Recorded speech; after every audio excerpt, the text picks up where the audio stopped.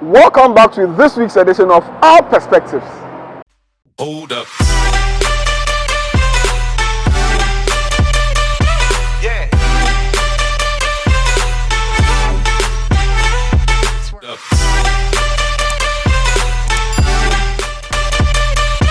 Yeah.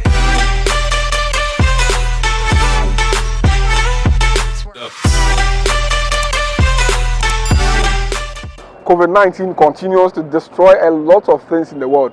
COVID-19 has distorted our activities, ranging from politics, education, sports, and every other thing we used to do.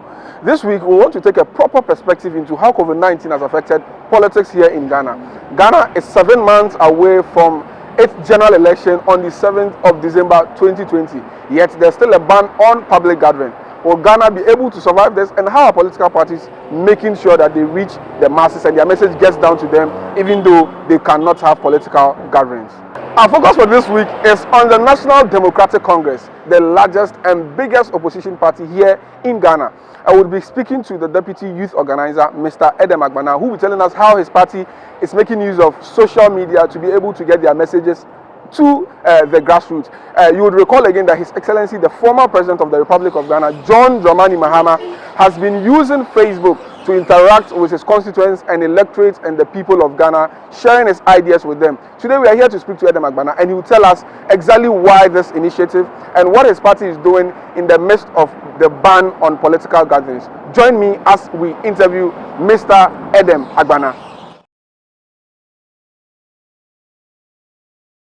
Well, I think that COVID-19 has caused major disruptions across every sector of life, from religion to politics to even our culture.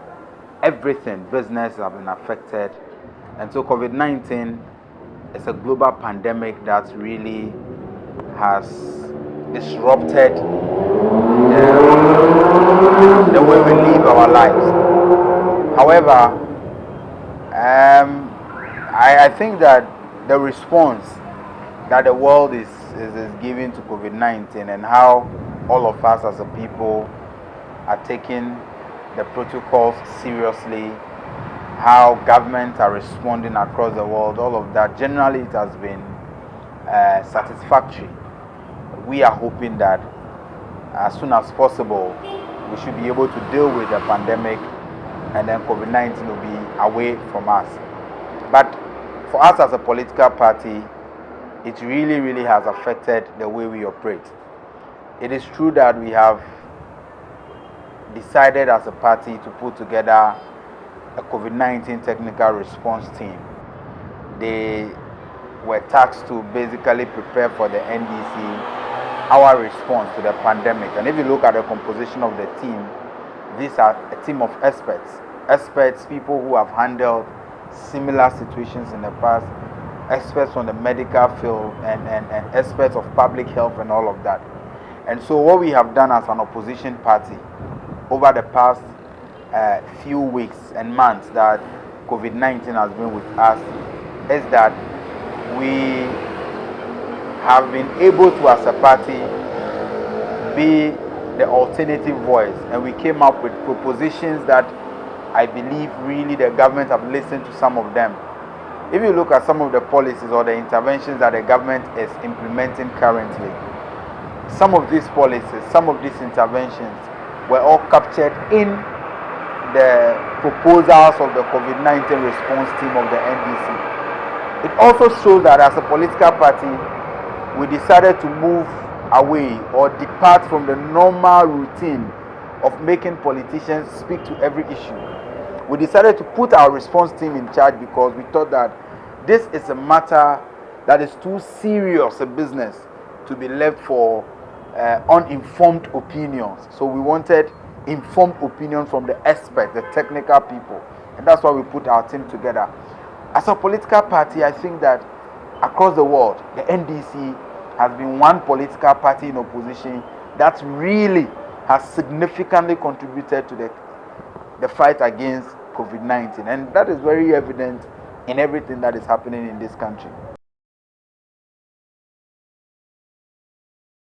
I think that the COVID-19 also exposed the structural deficiencies in our social welfare system.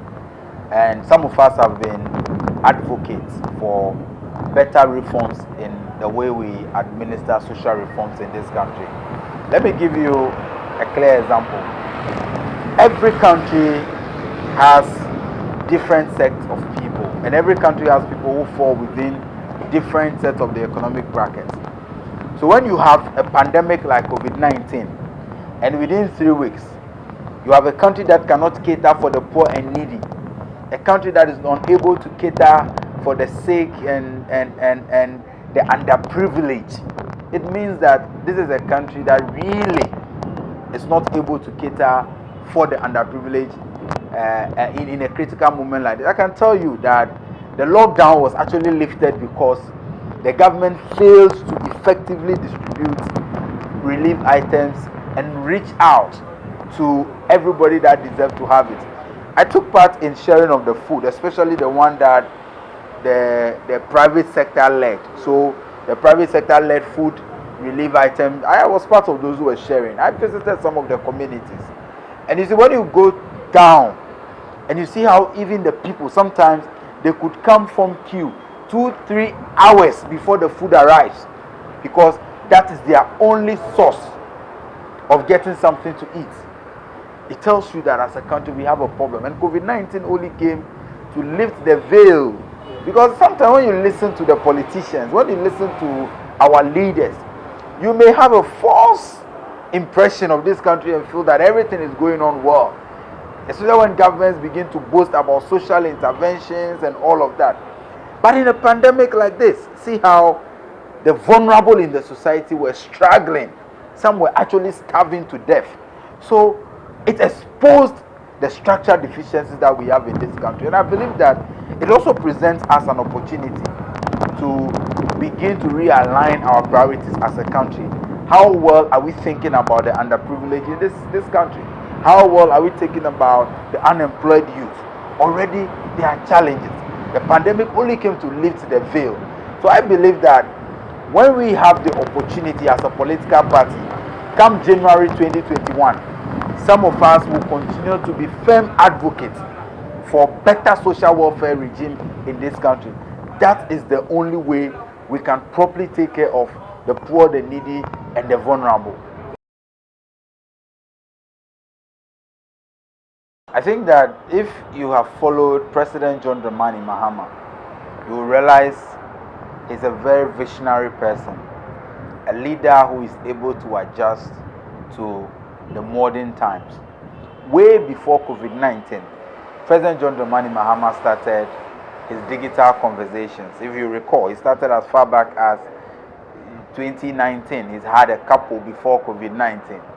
So in terms of sending your message to the populace, we are not challenged at all.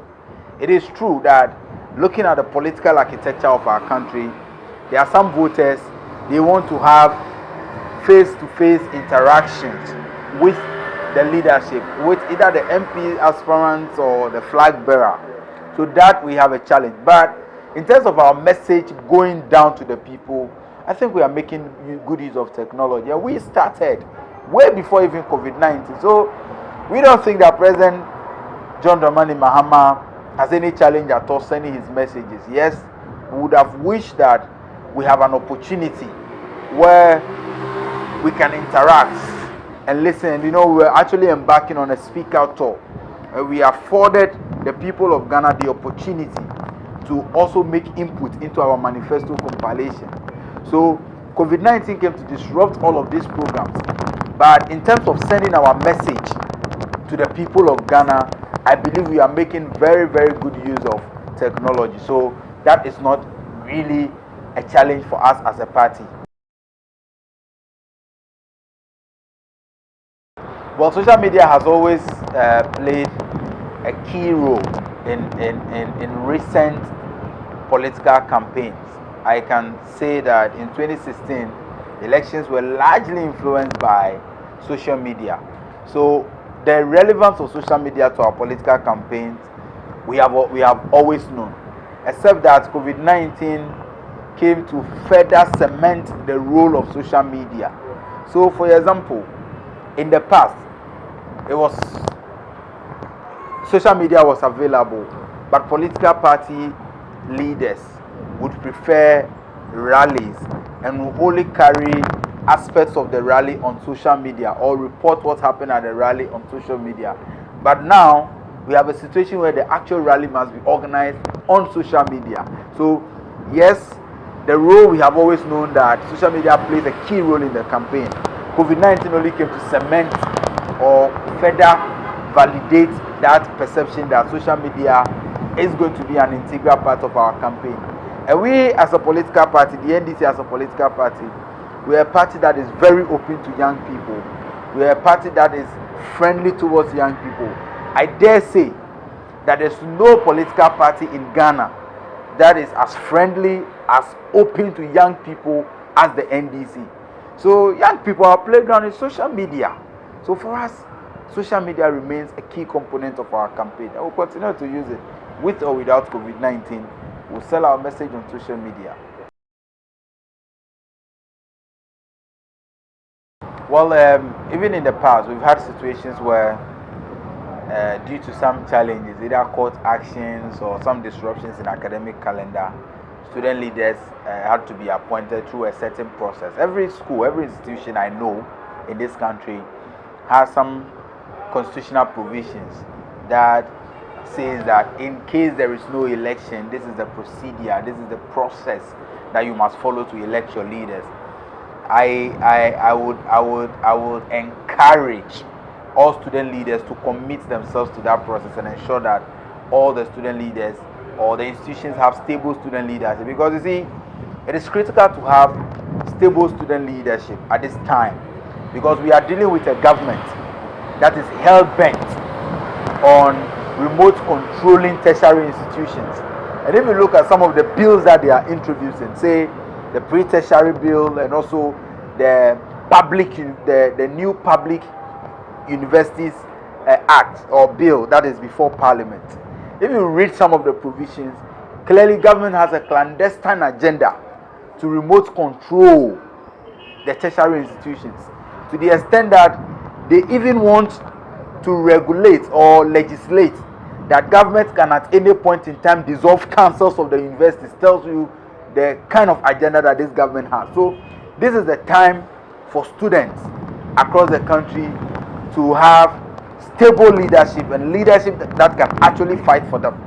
Because if you have weak student leaders, this government will get away with any agenda that they have. And I do not see why the government, President Akufo-Addo and his government, is so hell-bent. They are so obsessed with changing the leadership, the management of the universities. After their failed attempt at dissolving council at KNUST, they decided to bring this bill so that government will have total, absolute control. If you read some of the provisions, it doesn't really even make sense. Every university has their unique philosophy, their unique culture. They have the purpose for which it has been established. Why would you want to even centralize the administration of all the universities? Why do you create a solution for a problem that is non-existent? The universities are able to manage themselves well. If there is any problem they have, it is inadequate resourcing from government, inadequate funding, that sometimes the universities have to go take loans from private organizations to be able to run. Address that problem. That is the challenge for government to address. Leave the management of the universities alone. What is government interest in remote controlling the universities? Why is government hell-bent on centralizing the admission process so that they will use protocols? And as we know, just as it has been revealed in this Get Fund scandal and other state institutions where you have ministers of state and senior political activists being the beneficiaries of government interventions, they want to come and centralize university admission so that you and I, coming from underprivileged homes, that with no name, recognizable names or families that can lobby for us to get some of these protocols, will not be able to access university education. So you have a situation where, because it is centralized, the minister places a call to whoever is in charge of the process and say, my son, my auntie's daughter, they have not gotten the required requirement, but the grade, but push them and all that. And that is what they do. We don't want them to come and distort the culture of the university. So every student must join their student leaders to fight this battle. So this is the time for us to have the kind of leadership that the students are really expecting, to fight government off and then make sure that they take their hands off the handling of the universities. Well, we are ready. We are ready. The NDC as a political party is ready for the elections. And we have said that on any day, if you organize elections today, John Dramani Mahama would defeat President Akufo-Addo. And we are not just expressing an opinion when we say that. Research is backing it. We are on the grounds. All 275 constituencies. We understand the dynamics. We know what we are doing across board. And we pick valuable feedback. We have always said that it is obvious that President Akufo-Addo has failed. But the fact that he has failed is not a guarantee that the NDC is winning. But if you look at the kind of organization that we're putting in place across the districts and the various branches of the party, I have so much confidence that come December 2020, the NDC is going to win the election. But again, every day is a new day to work harder. We are not complacent at all. I always say that an hour in politics is a long time. People can change their minds even within 2 seconds before they cast their vote. So we have to work harder and keep on preaching the message. But in terms of message, in terms of messenger with our candidate, in terms of the machinery, the NDC as a party is ever ready to go into the 2020 elections. And I'm confident that a year from today, when you call us to have this interview, you will call me as a Deputy National Youth Organiser of the governing National Democratic Congress. There's no doubt about that. Young people are disappointed. They were promised jobs. They are not getting the jobs. The few that have been created are for political party activists. So today in Ghana, to get a job, if you do not have the NPP card, if you are not a loyalist of the NPP, you cannot even have access to any opportunity in this country. Journalists like yourself, your media freedom is being curtailed. See the number of journalists who are running for their lives simply because they have either done investigations or done reports that is against or expose this government. See the number of people that are losing their jobs. See the fact that since President Akufo-Addo took over, no significant infrastructure development has gone on in this country. Young people are disappointed. Schools, teachers are disappointed. Students are disappointed. Nurses are disappointed. We are living under a government that does a lot of talk but little or no action. So I have no doubt that come December 2020, Ghanaians would give the NDC and John Dramani Mahama another opportunity to come and put this country back on the path of progress. For 2020, realistically, 2020, I'm not sure this country is ready for e-voting. But if you look at the advancement of technology in our country and even with regards to provision of internet and all of that, apart from the NDC government, the NPP government hasn't really contributed anything. If you look at, for example, the Eastern Corridor fiber, the interconnectivity, that's to ensure that we take internet to every corner of this world. It is an NDC project. So we are always advancing this country's technological infrastructure.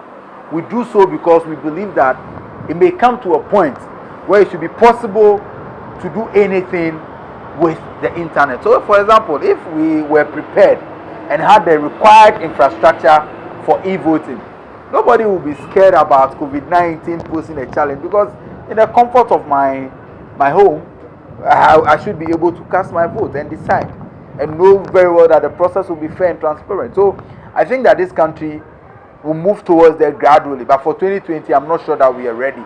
But in terms of technology, in terms of advancing this country's infrastructure with regards to internet connectivity and all of that, President John Dramani Mahama and the NDC hugely deserves all the credit. My message is first and foremost for us as a party. Your life matters to us more than the elections. We are not a party that will make reckless decisions like the government under Akufo-Addo is making, that will put your life in danger. This government, they should look at their own lives. And I'm sure that when they do a critical assessment, posterity has been very kind to John Dramani Mahama. And when they do a critical assessment of the situation of governance under Akufo-Addo, I have no doubt that they will choose John Mahama ahead of Akufo-Addo come December 2020. It is an election for this country. It's not about us. It's about young people. It is not about the political party. It's not about John Dramani Mahama. It's an election to give every young person an opportunity.